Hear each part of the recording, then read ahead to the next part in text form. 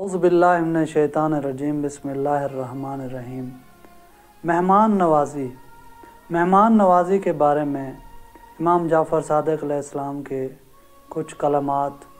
جو راوی محمد بن قیس کے ذریعے بیان کیے گئے ہیں۔ محمد بن قیس کہتا ہے کہ ایک دن امام جعفر صادق علیہ السلام کی خدمت میں کچھ خاص لوگوں کا ذکر ہوا،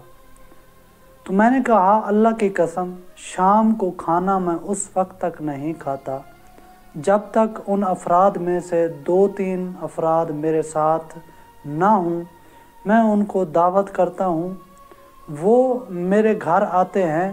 اور ہم مل کر کھانا کھاتے ہیں۔ امام علیہ السلام نے فرمایا تیری نسبت ان کی فضیلت تم پر زیادہ ہے۔ راوی کہتا ہے میں نے عرض کیا آپ پر قربان، یہ چیز کیسے ممکن ہے جبکہ میں اور میرے گھر والے ان کی خدمت کرتے ہیں اور وہ میرے مال سے ہی کھانا کھاتے ہیں، ان پر میرا خرچ ہوتا ہے، سارا کام ہم کرتے ہیں، سامان میں لے کے آتا ہوں، کھانا میرے گھر والے پکاتے ہیں،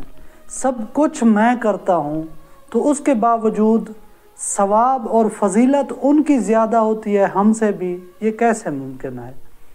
تو امام علیہ السلام نے فرمایا